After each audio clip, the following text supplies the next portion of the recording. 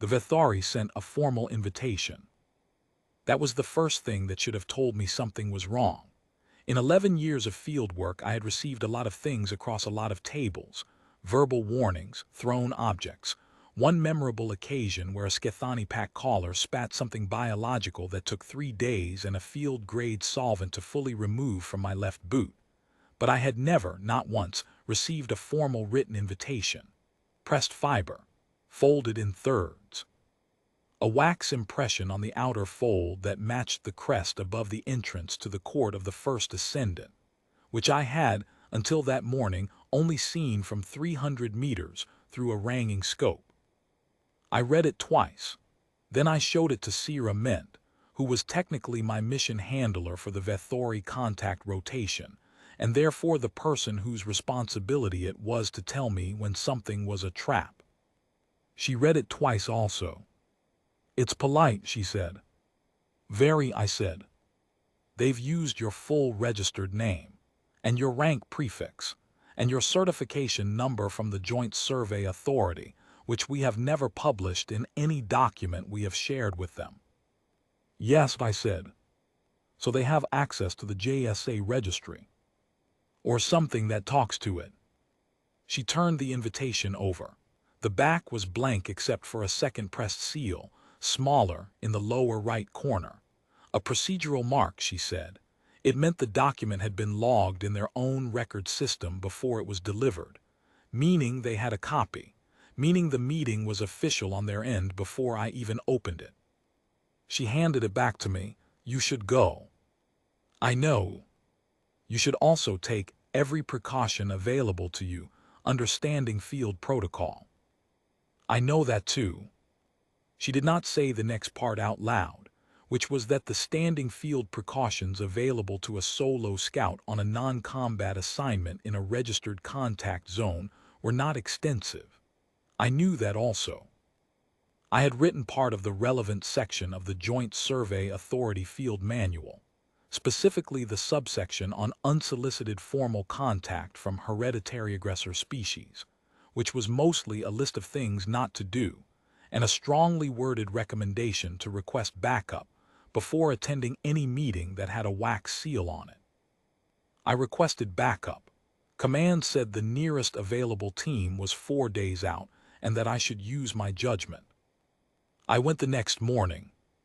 The Vethori city of Vel Sethori sits on a high sandstone shelf above a river basin, and in the morning, when the sun comes off the pale stone at that particular angle, it is one of the more genuinely beautiful things I have seen in this line of work. I have been in this line of work for 11 years, and I have seen some things. The shelf is approximately 300 meters above the basin floor, and the approaches are long, shallow switchbacks cut into the rock face. And at this time of year, the dry season, when the basin below was a pale gold patchwork of low scrub and drybed channels, the whole thing read from a distance like a city built on light.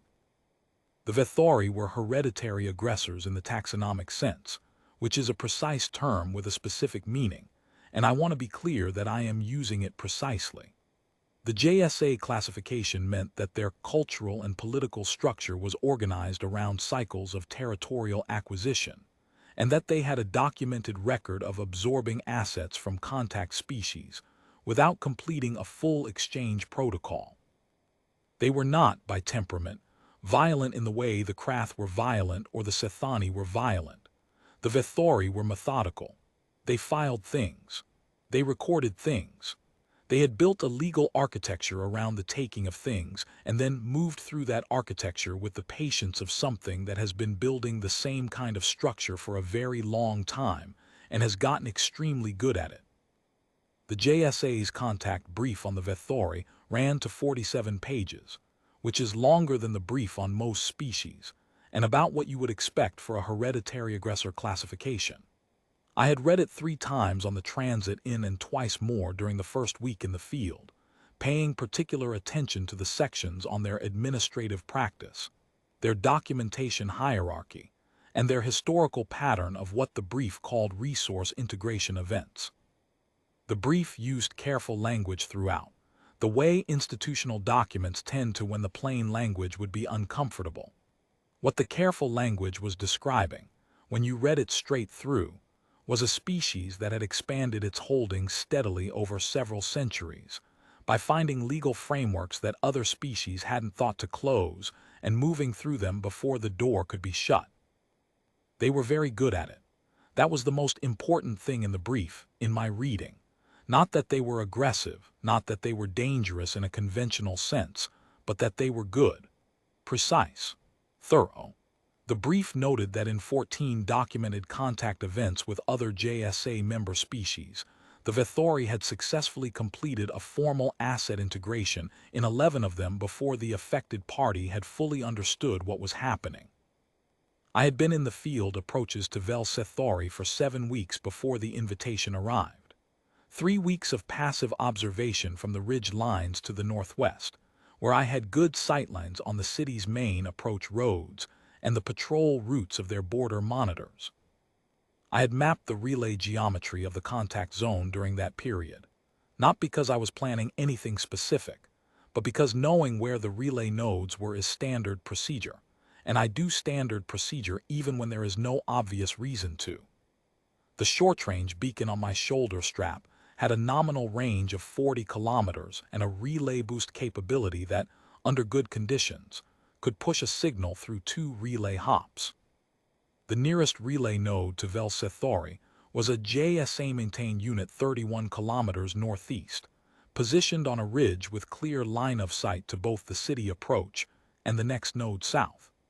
I had confirmed its position and its operational status on day 4 of the observation period, logging both in my field notes with a timestamp and the signal quality reading I got from a brief test activation. 2 weeks of managed visibility followed the 3 weeks of observation, letting their own scouts see me at the edges of their patrol routes, making sure I was logged. Not hiding, not presenting, just being present and visible and consistent, which is the most powerful signal you can send to a species that records everything. A presence that can be found in their own records, filed under their own category system, is harder to reclassify than something that shows up for the first time in a formal meeting. I moved the same routes at the same times on successive days. I made myself predictable. Predictability, in the taxonomy of field behavior, reads as stability, and stability reads as something worth cataloging rather than something to be neutralized. 1 week of gradual approach, close enough that their border monitors had my biometric signature on file. 1 more week of sitting in the market district of the lower city, eating their food, drinking something that tasted like bark and mineral water, and that I had by the end of the week developed a specific and not ungenerous opinion about, and letting myself become a recognizable face. The stall vendor in the southeast corner of the market, whose product I was most reliably returning to, had started including a small extra piece of something in the last 2 days. I had not made anything particular of it. People who know you are harder to disappear. That is the principle behind the managed visibility, behind the market weeks, behind all of it. Not because familiarity provides legal protection. It does not. But because the architecture of a taking is easier to build around a stranger than around a known quantity. You become harder to classify as a simple asset when you have a stall vendor who gives you extra pieces of things. The invitation arrived on day 48. I wore my full field kit going in. Not combat loadout. I was not carrying anything that would read as hostile on their scanners, and their entry monitors at the court complex were thorough enough that carrying anything I hadn't declared would have been an insult as well as a tactical error. I wore the standard issue field vest with my identification lanyard, my survey kit on the left hip, my emergency beacon clipped to the right shoulder strap, and a small case on the left wrist that held my field chrono and an atmospheric sensor I never went anywhere without because old habits are old habits. In the chest pocket, behind my field log and my backup scan card, and the 2 emergency ration bars I carry because you never stop carrying ration bars, once you have spent 3 days in a situation where you wish you had them. I had a laminated field card. The card was 7 centimeters by 4. The material was JSA standard weatherproof laminate, the kind that survives immersion, fire, and the particular brand of corrosive rain that the outer moons of the Vareth belt produce in their wet season. I have had cards survive things I would not care to test again, and I have never had one fail when I needed to read it. On the front, my name, certification number, the JSA crest, and a line of small emergency contact frequencies printed in regulation black. On the back, in my own handwriting, in the permanent black marker I kept clipped to the inside left panel of my vest because it had been there since year 2 and showed no sign of moving. A single frequency. 14 digits. The operating channel of the short-range distress beacon on my right shoulder strap. I had written it there the morning I arrived in the Vethori contact zone, 7 weeks earlier, because I have a rule. Anything I might need to read under pressure, I write down in my own hand. Not because I cannot remember a 14-digit frequency. I can. I have remembered frequencies under circumstances considerably more distracting than anything I was likely to face in a stone room with a window. I write it because when things go badly, and they go badly in the specific way where your mind is running 3 tracks simultaneously, and you need to produce a piece of information quickly and without fumbling, the handwritten version on a piece of laminate in your chest pocket is the one you do not have to think about. You already trust it. You put it there yourself. It does not require you to remember anything. I have been writing frequencies on the backs of cards since year 2 of this work. I have not needed to read one under pressure more than a handful of times. The habit is not dependent on need. The morning of the meeting, I activated the beacon before I left my field camp. I want to be precise about this because it is the load-bearing fact of everything that followed, and imprecision would do it a disservice. I did not activate it as I walked in. I did not activate it when things started feeling wrong. I did not, to be entirely clear, activate it with any particular plan in mind beyond the standard one, which is that a beacon running generates a log, and a log exists independently of whatever happens after it. I activated it at 06:14 local time while I was eating a full field breakfast over my camp stove, because the day's entry in my standing field protocol called for an active beacon during any formal contact event. I ate. I packed my kit. I checked everything twice, and I walked the 4 kilometers to the court complex in full morning sun with the beacon running and the card in my pocket, and the frequency already written on the back in black permanent marker. By the time I presented myself at the outer gate, the beacon had been broadcasting for 53 minutes. I told no one. There was no one nearby to tell. Sierra Mint was 200 kilometers south at the base camp, and our scheduled comm window was not until 19:00. I had not told her my precise plan because it was not a plan in the way plans are usually discussed. It was a habit, the kind of thing you do so automatically that you do not think of it as a decision. You do not decide to write the frequency. You write it, and then you decide what to have for breakfast.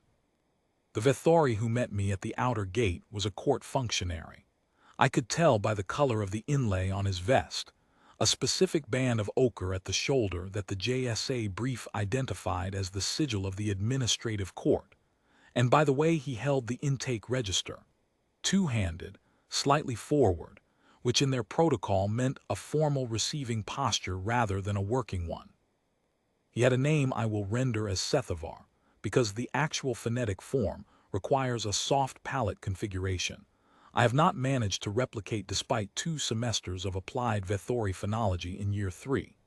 He checked my identification lanyard against his register in the systematic column-by-column fashion that I had already observed in their lower city administrative offices, pausing at each field to make a notation before moving to the next. He confirmed my certification number. He noted the emergency beacon with a specific notation in the register, a small glyph I recognized from my study of their documentation framework as the Vethori equivalent of noted and permitted. They had a filed classification for personal safety equipment. They had processed it. It was not a surprise to them. They had processed it before I arrived, which meant they had anticipated it, which meant they had done enough research on JSA field protocol to know what a scout typically carries. I noted that also. He led me through 2 courtyards. The complex was built for a different era of the Vethori's history. High walls, narrow passage connections. The architectural logic of a place designed to make movement through it deliberate and controlled. But the walls had been pierced for light at some point in the last century, and the morning sun cut through the gaps in long, clean bars across the pale stone, and there were courtyard trees with broad, flat leaves that caught the light and turned it a warm, pale gold. The sound of the lower city was audible from the first courtyard, the particular ambient texture of a market district at mid-morning, the movement of people and goods at that steady working pace, and then it faded as we moved deeper, until the inner courtyard was quiet enough that I could hear the beacon's faint electronic tick on my shoulder. It runs at a frequency below normal ambient. I hear it because I know it is there. I noted the gate configuration at each transition. I noted the patrol intervals I could observe from the sightlines available in the courtyard passages. I noted that Sethavar walked exactly 4 paces ahead of me, which is the Vethori escorting distance, not the Vethori detainment distance, which is 6. I noted the number of people visible in the inner court and their positions relative to the meeting room entrance. None of this was particularly alarming. It was the standard layout of a formal court complex, and the staffing visible was what you would expect for a mid-morning administrative session. But I noted it because noting things is how I have stayed employed for 11 years. The meeting room was on the 2nd level of the inner court building. Stone stairs, worn smooth at the centers, which told me they had been in use for a long time. The room itself was not a throne room and not an audience chamber. It was a working room. Long stone table with 8 chairs on one side, 2 chairs on the other. A window at the far end that opened onto the inner courtyard and admitted a full bar of morning light, warm enough at this hour that it fell across the table in a way that illuminated the near side clearly while leaving the 8-chair side in slightly more shadow. This was not an accident. Someone had thought about where the window was and what it would do at this time of day.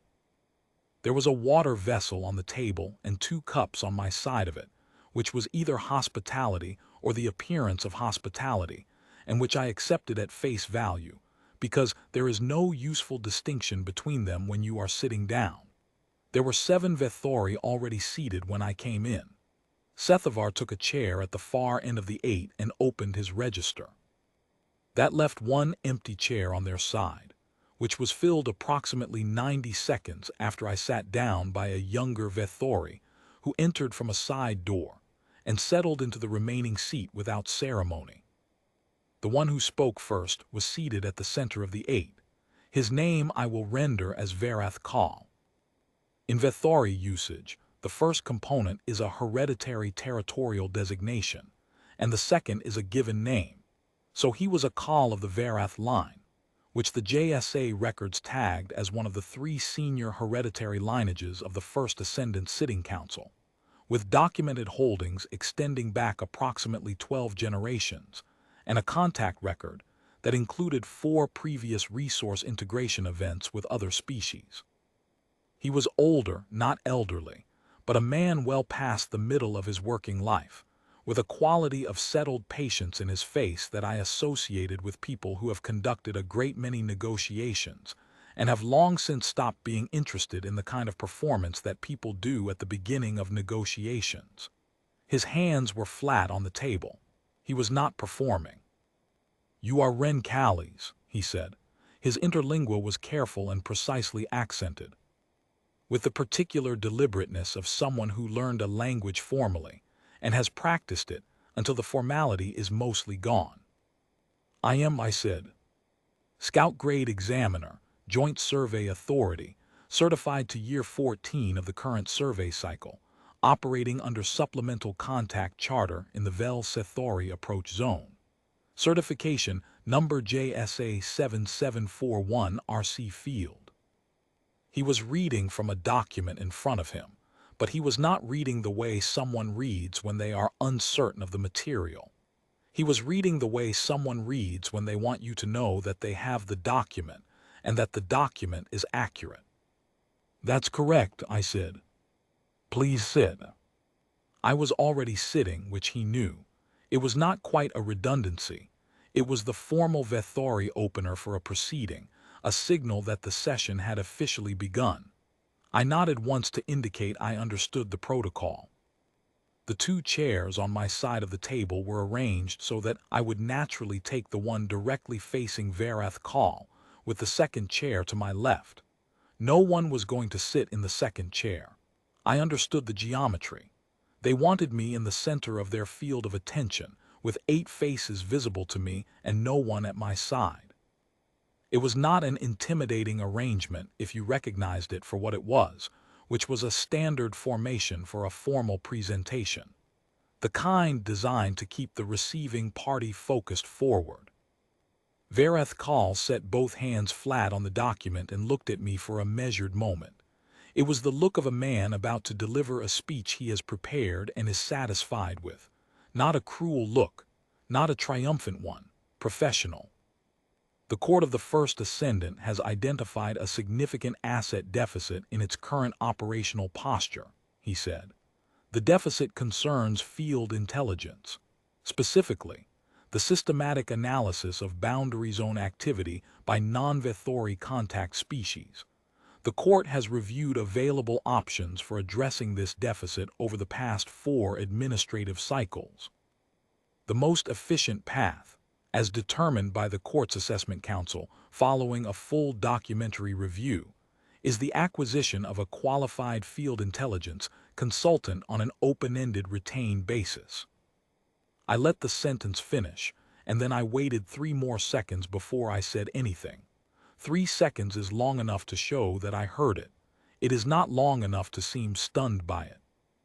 "I'm not a consultant," I said. "Your certification category is Scout Grade Examiner, which the court's documentation framework classifies under the broader heading of Field Intelligence Specialist." He produced a second document, not from the table, from a case that one of the others passed along to him, and set it beside the first. "The court has filed a formal acquisition request under Vethori Civil Charter Article 19, Paragraph 4, which provides for the retention of qualified non-Vethori personnel in cases of documented operational necessity. You are named in the request. The request has been logged and time-stamped in the court's central record system." He slid the second document across the table. I looked at it without touching it for a moment. Then I picked it up. It was a genuine Vethori legal filing. I had spent enough time studying their documentation framework in the pre-deployment briefings to recognize the format. The column structure running left to right in order of precedence, the sigil placement at each level of the hierarchy, the layering of authority marks from bottom to top of the page that indicated the chain of endorsement. This one had 7 marks. 7 was a full court endorsement, which meant every relevant authority in their administrative structure had signed off on it before it was printed. My name appeared in the document 4 times, my certification number twice, my beacon serial number once, in a subsection near the bottom of the page that dealt with the court's stated obligations regarding the safety equipment of retained personnel. They had included the beacon in the legal framework of the arrangement. They had classified it, documented it, and filed it. The beacon on my shoulder strap existed in their record system as an attribute of the asset. I read the document carefully. The room let me read it. That patience was itself information. They were confident enough in the architecture of what they had built that they did not need to rush me through it. There was a section on compensation terms that was genuinely interesting in its precision. There was a section on duty scope that was deliberately vague in ways I noted as I went. There was a subsection on the communication protocols for retained personnel that I read twice. I set the document down and looked at Varath Call. "What does retained basis mean? In terms of my returning to base camp, the retained basis is open-ended. The terms of initial service are set at one standard Vethori administrative cycle, which is approximately, he conferred with the person to his left for the translation, 407 of your standard days, and my communications access during that period. The court's communication protocols for retained personnel require that external communications be coordinated through the court's own relay system. This is standard, he said. He said it the way you say things that are standard, with the mild, steady confidence of someone who has said it before and found it unremarkable. I let that settle. 407 days. No independent comms. My backup team 4 days out, who did not know my precise location because I had not filed the morning position report yet. Sierra Mint at 19:00 at base camp 200 kilometers south, with no way of knowing what had happened in the interval. The JSA's formal dispute mechanism moving at its thorough institutional pace, which was not a fast pace under any circumstances, and which took considerably longer when the initiating party had a 7-mark endorsement and a full court standing behind their filing. I nodded once as if I were processing. I'd like to ask a few questions before I respond formally, I said. The court is prepared to address reasonable inquiries, Varathkal said. And then they talked for 41 minutes. That is the part people find surprising when I describe this later. I describe it often enough that I have noticed the pattern of the surprise. The surprise is always at the duration. People expect the dramatic version, a short exchange, a quick reveal, the card on the table. What actually happened was that the Vethori court spent 41 minutes presenting their case in comprehensive and well-organized detail, and I sat and listened to all of it. Varathkal and 2 others took turns. One covered the legal architecture of the Article 19 filing, including a careful walkthrough of the precedents that supported it and the specific provisions of the JSA contact charter that they had identified as compatible with their approach. He was thorough in the way of someone who has read the material repeatedly and organized it for maximum clarity, and the clarity was real, not a performance of thoroughness but the actual thing. He moved through the provisions in sequence, each one building on the last, and he paused at the end of each section for a measured moment in case I had questions. I did not ask questions during this section. I listened, and I filed what I was hearing against what I already knew, and I noted the 3 places where the analysis was correct as stated but would read differently in a broader context, and I noted that those 3 places had not been included. The second presenter covered the operational rationale, the actual intelligence deficit, the survey data the court already held, the specific gaps in their boundary zone coverage that they were describing as the operational necessity behind the filing. This section was, I will say honestly, the most interesting part of the presentation. They had a real problem. The boundary zone data they were working with had significant gaps in species behavior analysis, and the gap was the kind that a competent field specialist could address over a sustained period.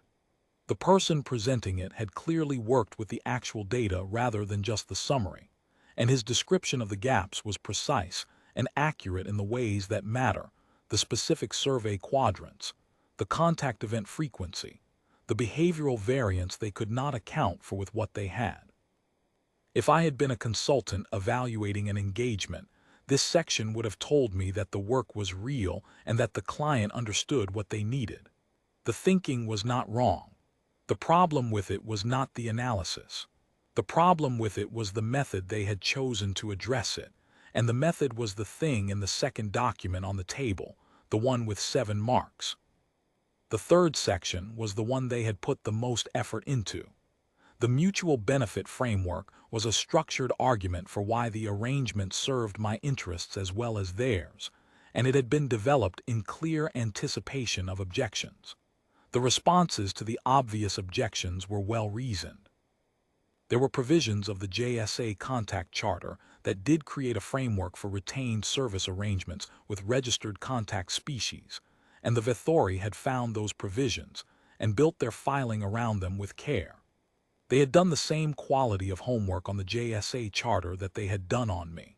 I noted the specific provisions they cited, and I noted the ones they did not cite, which is always equally informative and sometimes more so.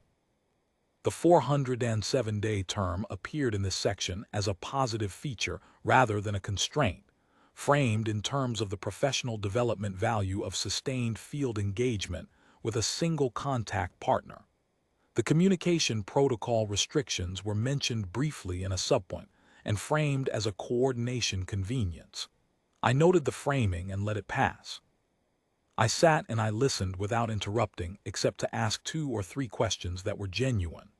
I asked about the physical work conditions in terms of field access, a reasonable question from a field specialist evaluating a long-duration arrangement, and it produced an answer that told me they expected me to continue field operations rather than transitioning to an advisory role, which was a different constraint than I had initially assumed. I asked about the duty scope in terms of what specific analytical deliverables they were expecting at what intervals, which produced a more detailed answer than the presentation had included, and which told me things about the actual rhythms of their operational planning cycle. I asked, at one point, about the documentation process for the initial filing, the path from assessment council to full court endorsement, the timeline, the specific sequence of sigils. This produced a fairly extended exchange about Vethori archival practice that moved through 3 levels of their administrative structure before Verath Kahl indicated they had reached the limit of what was relevant to my inquiry. I believe he found the question encouraging. Someone who wants to understand the procedural detail of how a thing was built is someone who is taking it seriously, someone who is engaging with the architecture. I was not engaging with the architecture, I was counting. The beacon had been active for 53 minutes when I arrived at the outer gate. I had been in the meeting room for 9 minutes when the running total hit 63. The relay node northeast of Velsethori was 31 kilometers away with clear line of sight, and the signal quality I had measured on day 4 of my observation period was good. A clean reading. No significant interference from the terrain between the city approach and the ridge.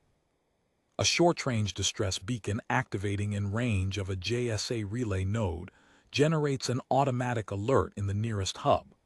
The hub logs the activation with a full timestamp, begins a location trace, and assigns a case identifier to the record. The trace takes between 12 and 20 minutes depending on signal quality and relay load. After the trace completes, the hub generates a secondary alert to the nearest field team in the network, flagged with the traced coordinates and a status category. The nearest field team was 4 days out. They would not scramble on a beacon signal alone, not without a confirmation ping or an escalation flag from the primary handler. That was normal and expected, and I had expected it when I activated the beacon. The beacon was not a request for rescue. It was a record. The hub's log of the activation existed whether the field team acted on the flag or not. The hub's location trace existed. The case identifier existed. The secondary alert existed in the field team's incoming queue, timestamped at the moment of generation, regardless of what they did with it afterward. And the hub would continue logging at intervals for as long as the beacon ran. Not one record, but a sequence of them, each interval adding another timestamp to the case. The case building steadily in the relay system, while the Vethori court presented their mutual benefit framework in a stone room with morning light coming through a window and 8 faces, arranged in careful neutral patience on the far side of a table. At minute 15 of the presentation, the beacon had been running for 68 minutes. By the relay geometry I had worked out on day 4, the trace was complete. My coordinates were in the hub's record system. Not a suspicion, not a concern, not someone's opinion about what might be happening. A record, a timestamp, a set of coordinates attached to a case identifier attached to my beacon's serial number, which also appeared in the retention filing on the table in front of me. At minute 20, the beacon had been running for 73 minutes. The hub had generated the secondary alert to the nearest field team. The field team had the coordinates. They were not moving. There was no reason to move on a standard beacon flag without escalation, but the alert existed in their system and was time-stamped and would remain in their system regardless of any subsequent decision.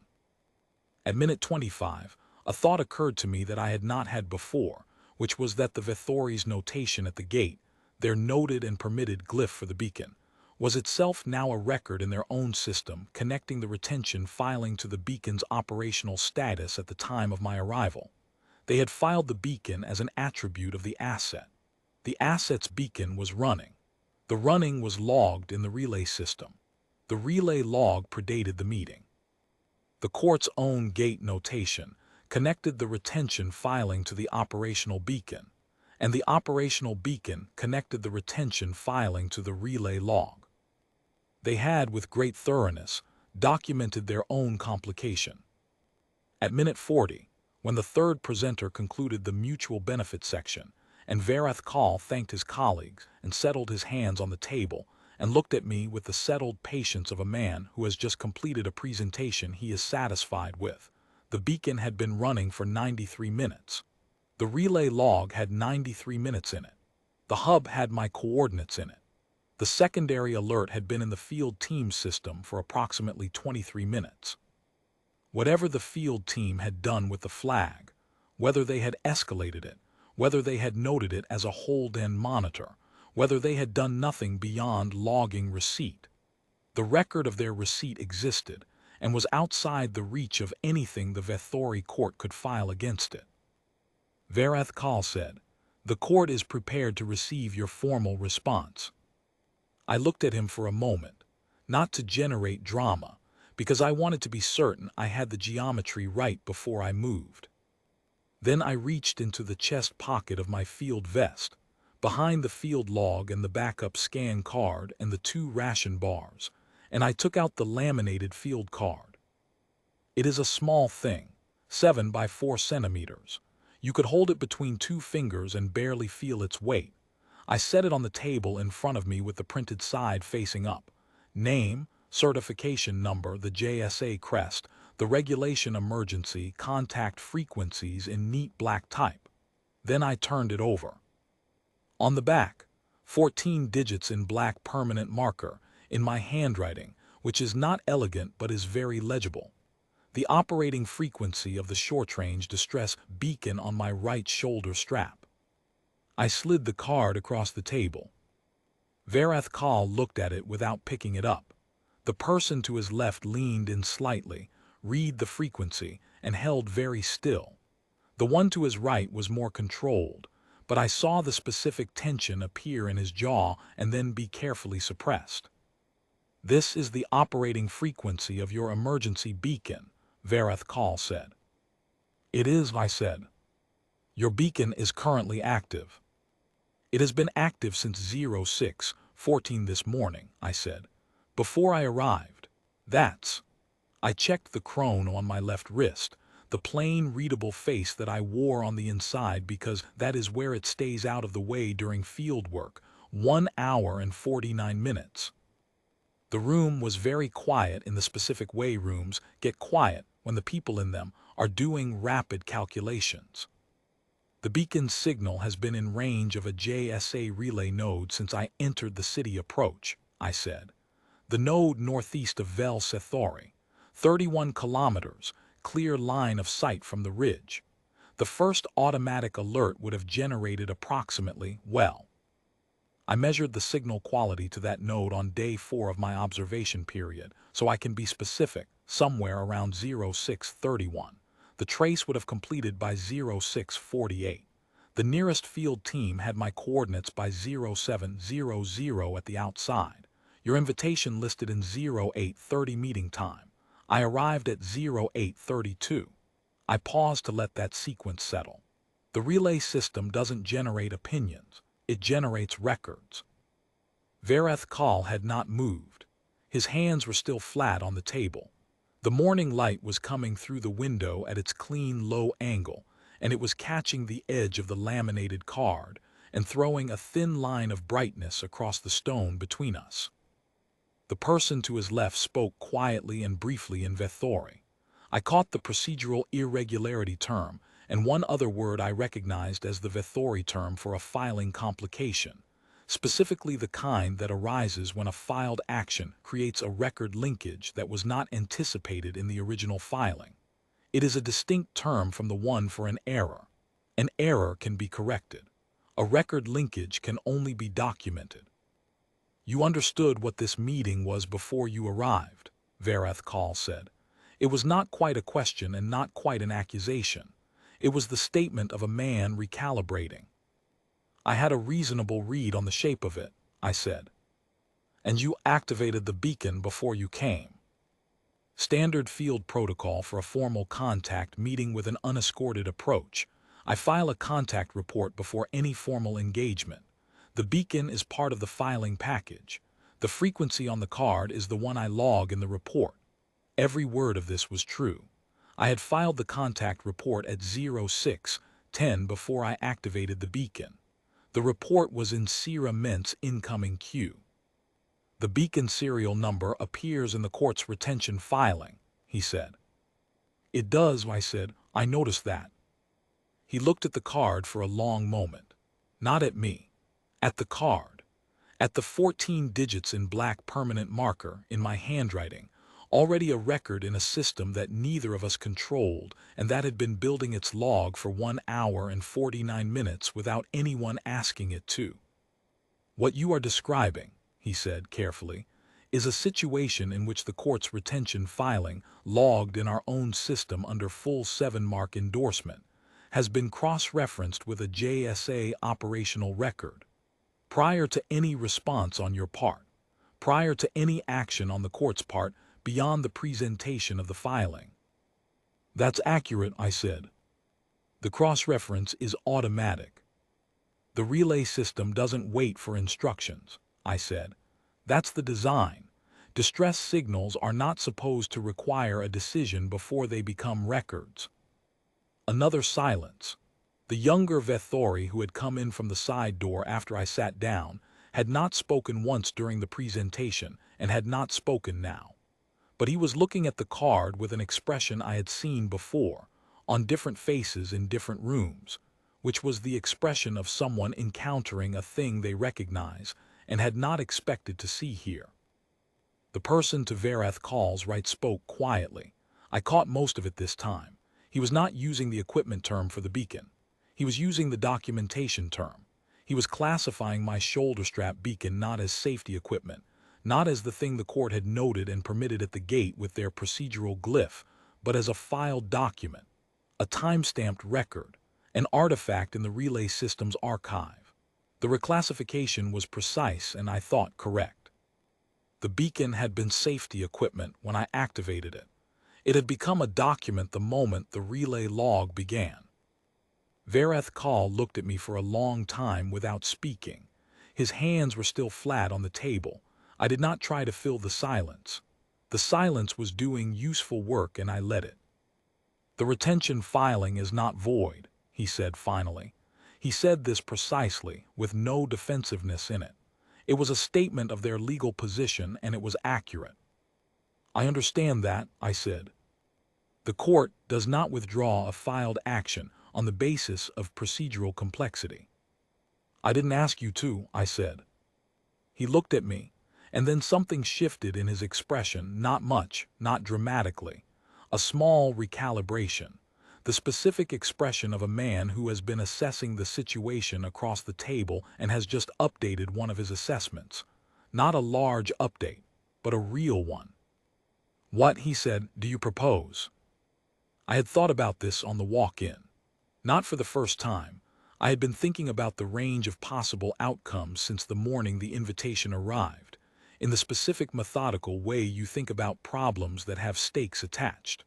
But the walk-in, in the long clear morning with the beacon already running and the card in my chest pocket, had been where I organized the thinking into something practical. Your filing names me as the retained consultant, I said. That is a specific individual. I am one person. My survey work in this approach zone covers approximately 60 square kilometers of active field data accumulated over 7 weeks, held in my kit and in my head.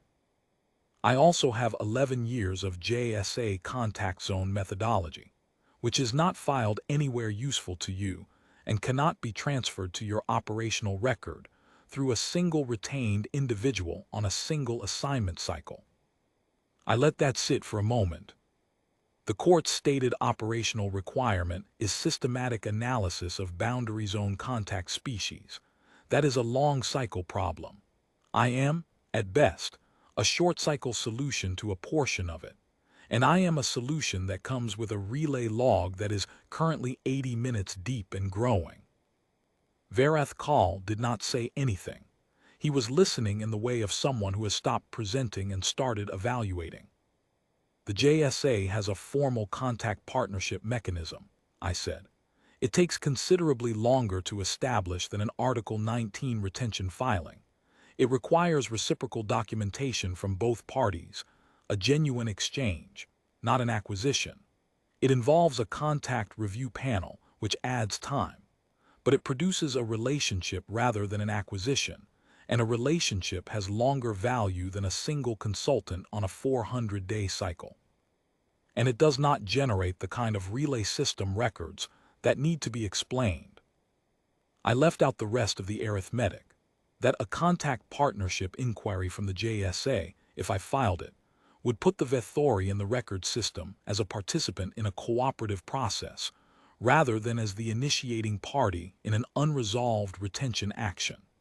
That the distinction mattered more to their standing in the broader contact network than any intelligence they were likely to get from one scout on a forced retainer. I left it out because Varath Kaul was a man who had been doing this for a long time, and he did not need me to say the quiet part out loud. I'm not going to be held here, I said, not loudly, not as a declaration, as a statement of a fact that was already in the relay system whether I said it or not. The filing is filed and the records are what they are, and I believe you understand the cost of the arithmetic on your side of this better than it benefits either of us for me to enumerate. But I'm not asking you to withdraw the filing in a way that requires you to say you were wrong. The partnership mechanism is a path where you get what you actually need. The filing becomes an internal procedural record that closes cleanly, and no one has to explain anything to anyone. The room was still. Varath Kaul looked at the card on the table between us for a long moment. Then he looked at me. You wrote that frequency before you knew the content of this meeting, he said. I wrote it before I left camp, I said. Before breakfast. I write it every time I go into an unsecured formal contact. He held my eyes, every time. Every time, I said, 11 years. The arithmetic of that was visible on his face for a moment. The specific calculation of a man trying to understand how many meetings that represented, and what it meant about the person across the table that every single one of those meetings had started with a frequency already written and a beacon already running. Not as a trap, not as a pre-planned tactic, as a habit. As the absolute ordinary practice of someone who had been doing this work long enough that the preparation preceded any decision about whether it was necessary. A habit old enough that the card was already written before the situation called for it. A trap is something you set for a specific purpose. A habit is something you carry because the carrying is what you do. Varath Kaul was smart enough to know the difference, and understanding the difference changed the nature of what he was looking at. I reached across the table and picked up the laminated card. I put it back in my chest pocket. I'll file the contact partnership inquiry through the JSA's formal channel when I return to base camp today, I said. The preliminary stage takes approximately 3 weeks on our side. Your documentation team will receive the first package through the standard relay. If the court wants to move forward, the formal exchange process begins at that point. I stood up. I did not do it quickly. I took the time to settle my kit, check the lanyard, square the vest. The beacon's indicator light was steady on my right shoulder strap. I had been in the room for just over an hour. Vareth Kaul stood also. The 8 people on the other side of the table did not stand. This was a Vethori convention, I knew. The senior party alone rises for the close of a session that has reached an interim resolution rather than a final one. An interim resolution is one where both parties leave with something, and neither has conceded anything they cannot later revisit. He placed his right hand flat on the table for a moment. I had seen this gesture only in the JSA's archival footage of Vethori Council sessions, used between senior members at the formal close of a proceeding that had ended without loss of standing. He was extending it across the table to me. I acknowledged it with the small nod I had seen in the same footage used by the receiving party in that exchange. I walked out. Sethavar was not waiting for me at the exit, which meant no formal escort out, which meant no surveillance as I departed, which was in its own way a more complete answer than anything that had been said in the room. The walk back through the city took 20 minutes and I went at a normal pace, through the market district. I stopped at the stall in the southeast corner and bought the flat-baked thing with the seed filling, warm, which was better than cold, and ate it on the move.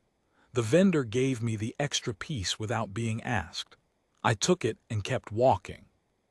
I let my heart rate come back to something like resting. This took longer than it should have. I have been doing this for 11 years and it still takes longer than it should have. I reached the outskirts of the city, cleared the last of the approach switchbacks onto open ground, and sat down on a flat stone in the full noon sun to write my field notes while the detail was still present and uncompressed. I wrote for 45 minutes. By the end I had 14 pages, which is more than I usually produce from a single event. But the event warranted it, and I have found over the years that the notes written closest to the thing are the ones that preserve the texture, the quality of the silence in the room, the way Vareth Kaul looked at the card, the specific term the person to his right had used when he reclassified the beacon as a document. I sent Siram a brief message at 11:58 instead of waiting for the 19:00 window.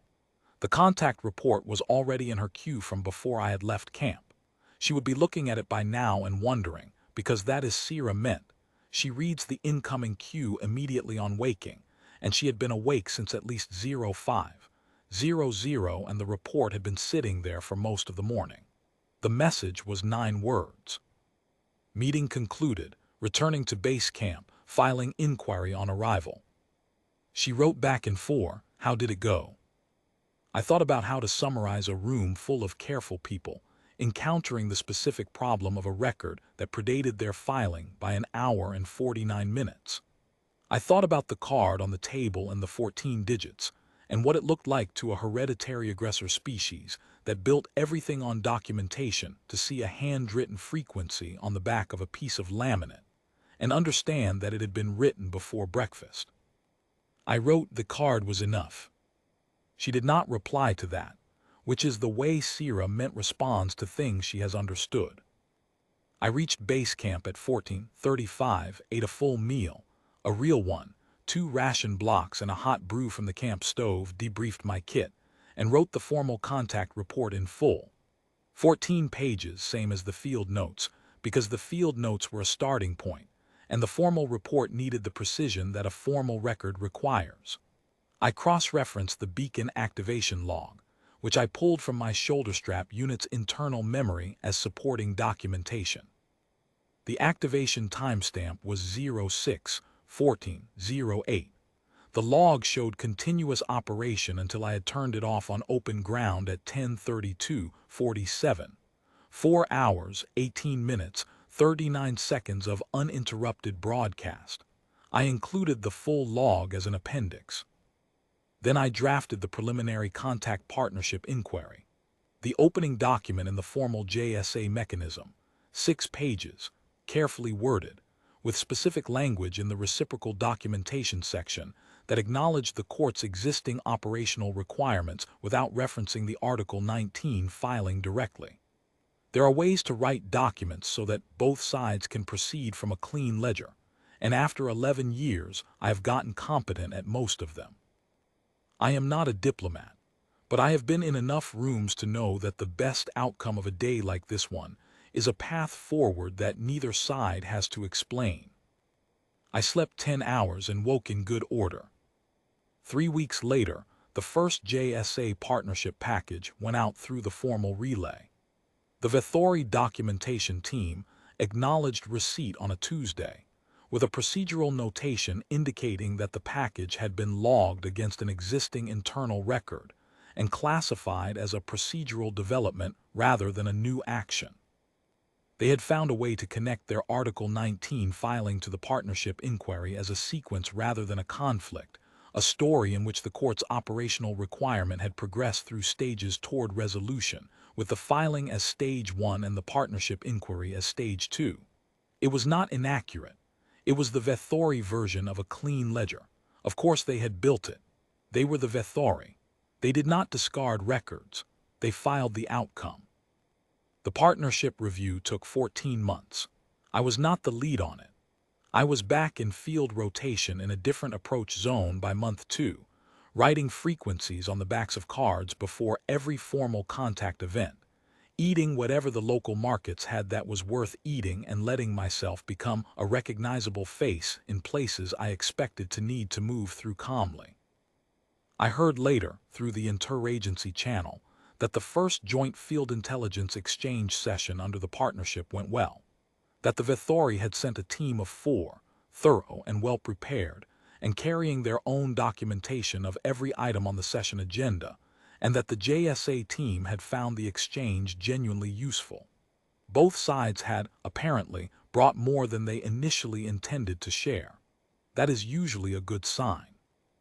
I also heard that at some point during the session, one of the Vethori team had asked about the JSA's standard pre-meeting field protocols.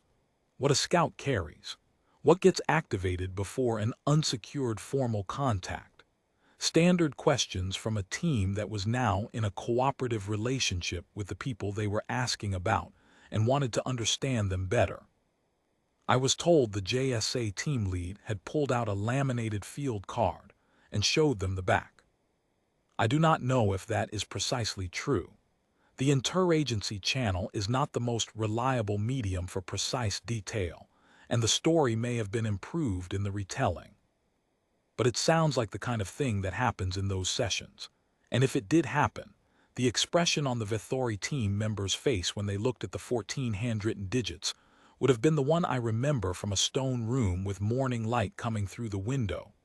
That specific expression of a careful person encountering a thing they had not accounted for and recognizing it as something very old, written before breakfast, already running, already in the log. You write the frequency before you leave, every time in your own hand, on a piece of laminate that survives anything the field can produce. The record already existed, that was all.